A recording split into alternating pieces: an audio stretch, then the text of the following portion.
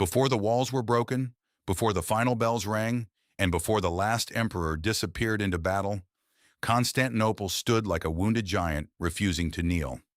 For more than 1,000 years, the city had survived enemies, fires, betrayals, crusaders, and sieges. Its walls were legendary. Its churches were filled with gold and icons. Its people believed they lived in the final guardian of the Roman world. But in the spring of 1453, the danger outside the gates was different. Beyond the ancient walls, a young Ottoman sultan prepared to do what many rulers had failed to do. His name was Mehmed II. He was only 21, but he carried a dream older than himself, to conquer the city that stood between worlds. Inside, Emperor Constantine XI looked at his shrinking empire and understood the truth. Help from the West was uncertain. His soldiers were few. His city was tired, yet he refused to abandon it. That night, as torches burned on the walls, one question hung over Constantinople. Would the city survive again? Or was history finally ready to close its gates? Constantinople had once been the heart of an empire that stretched across seas and continents. It was the new Rome, the jewel of emperors, the bridge between Europe and Asia. But by 1453, that greatness had faded. The Byzantine Empire was no longer a vast power. It had been reduced mainly to Constantinople and a few scattered territories. Its wealth had weakened. Its population had declined. Its enemies had grown stronger. The city still carried the memory of empire, but memory could not fill empty treasuries or defend broken walls. Inside the streets, people lived among ruins of past glory. Some palaces were silent. Some districts were half empty. Churches still rang with prayer, but prayers could not hide the fear in the city. Emperor Constantine XI knew he was defending more than stone. He was defending the last breath of a civilization. Every tower, every gate, every church carried centuries of history. And if the city fell, it would not be only a military defeat. It would be the end of the Byzantine world. Mehmed II had heard the same warning many times. Constantinople could not be taken. Its walls had stopped armies for centuries. Its position was protected by water, stone, and legend. The city had survived because it was difficult to reach, harder to surround, and almost impossible to break. But Mehmed did not think like a man afraid of legends. He studied the city. He studied its walls. He studied the mistakes of those who had failed before him. To conquer Constantinople, he needed more than bravery. He needed planning, engineering, artillery, ships, soldiers, patience, and terror. He built fortresses to control the Bosporus. He gathered an enormous army. He brought cannons powerful enough to shake the walls. He wanted the world to understand that this siege would not be like the others. To his commanders, he was clear. Either I take Constantinople, or Constantinople takes my name from history. For Mehmed, the city was not only a prize, it was destiny. Between Mehmed and his dream stood the greatest defense system in the medieval world, the Theodosian walls. These were not simple walls. They were layers of protection: outer wall, inner wall, towers, ditches, gates, stone, height, and fear. For centuries, enemies had stood before them and failed. Many believed they were the reason Constantinople still existed. To the defenders, the walls were hope. To the Ottomans, they were the first enemy. By day, Byzantine soldiers and foreign allies repaired weak points, moved supplies, and prepared positions. By night, they watched the Ottoman campfires multiply across the land. Every flame outside the walls meant another soldier, another weapon, another hand ready to attack. Constantine XI walked among his men, encouraging Greeks, Italians, and other defenders to stand together. He knew the walls were strong, but he also knew something terrifying. Stone can resist men, but can stone resist the future? Then the cannons began. The Ottoman artillery roared like thunder across the fields. Giant stone balls smashed into the walls that had once seemed eternal. The ground shook. Dust rose from the towers. Stones cracked.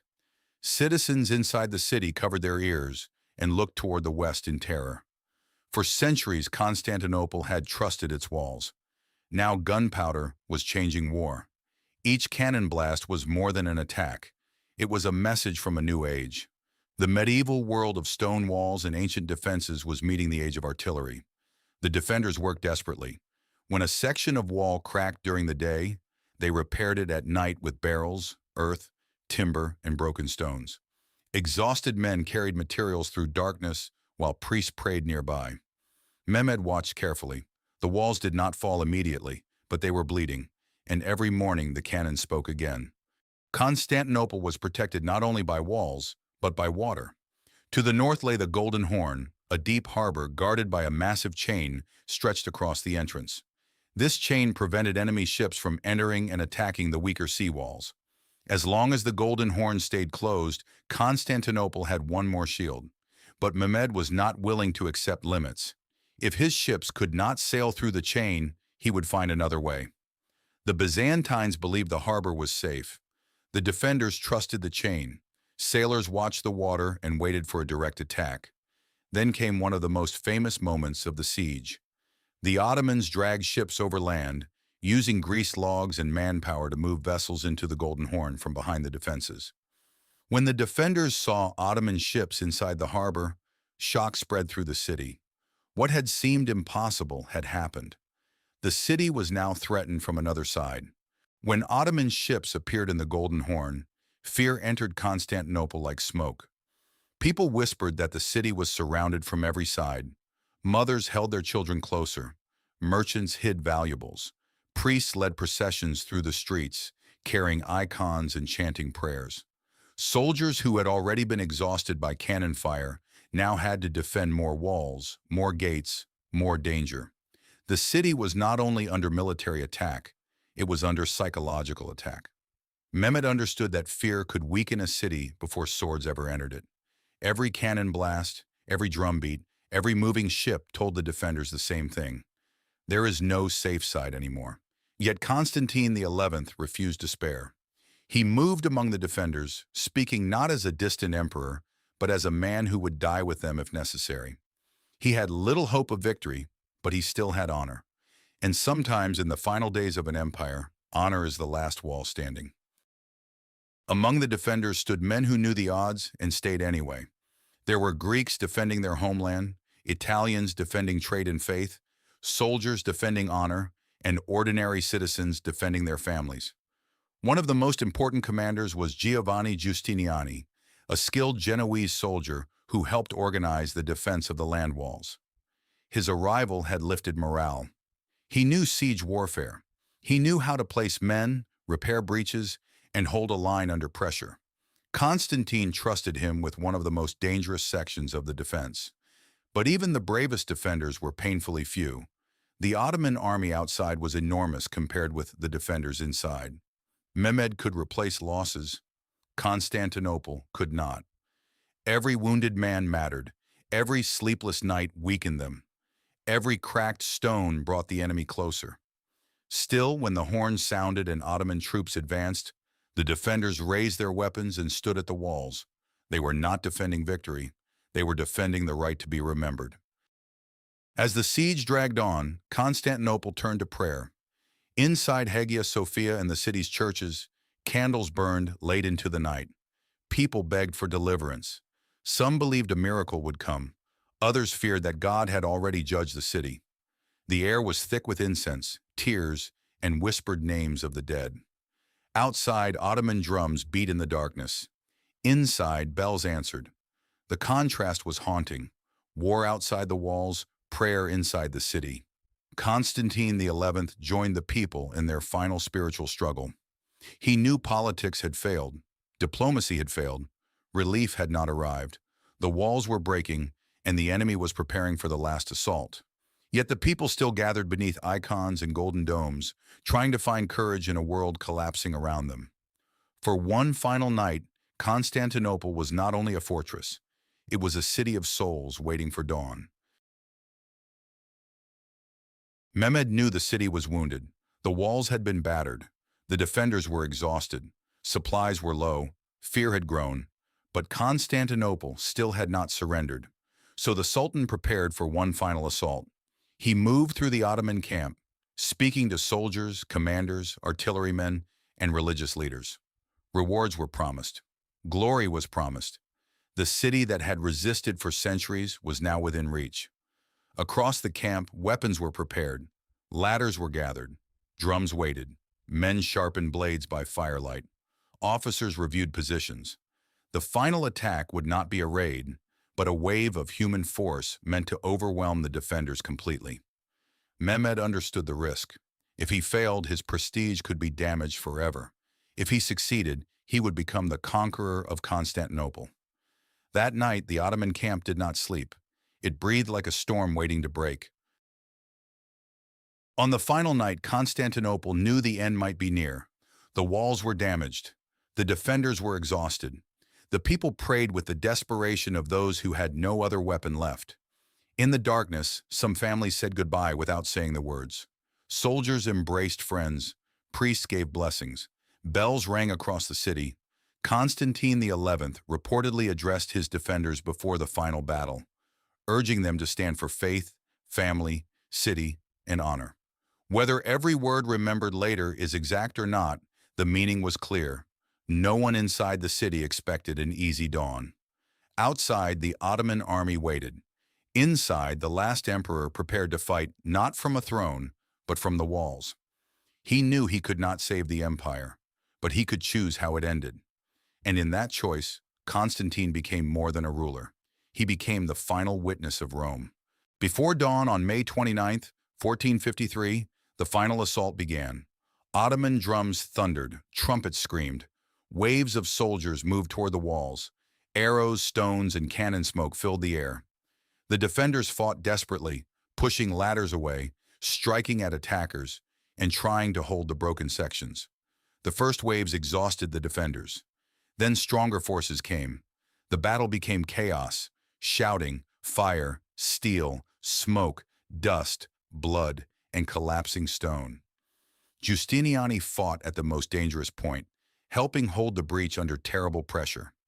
Constantine remained near the defense, refusing to abandon the city. For a moment, the defenders still held, but they were too few.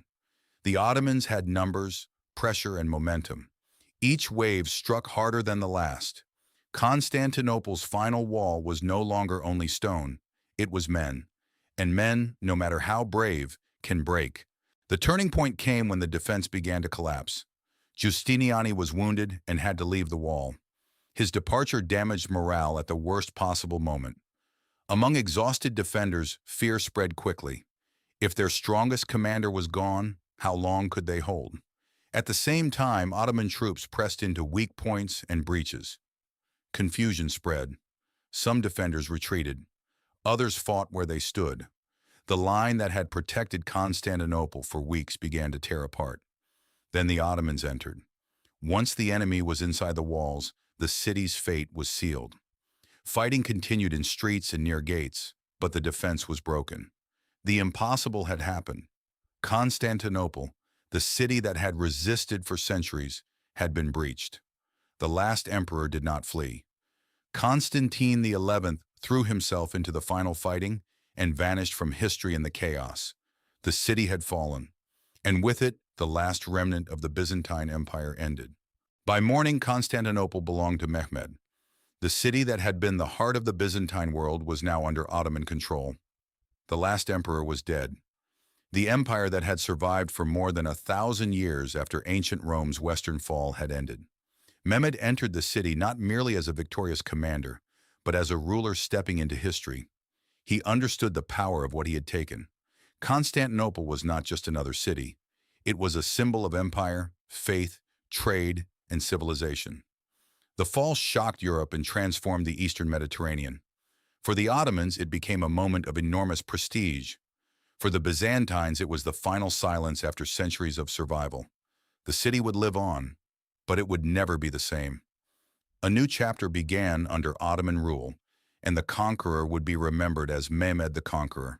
The old world had ended. Another had begun. The fall of Constantinople was more than the end of a siege.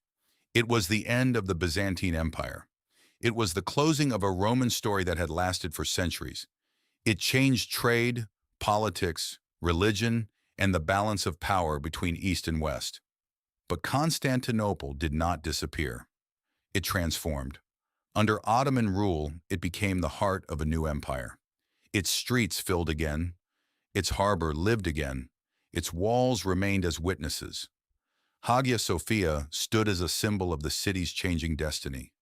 The city that had once guarded Byzantium now became the jewel of the Ottomans. That is why this story still matters. Because empires rarely believe they can end. They trust their walls, their titles, their memories, their past victories. But history does not protect a city forever. On May 29, 1453, Constantinople proved that even the strongest walls can fall when the world changes around them. And from its ruins, a new age was born.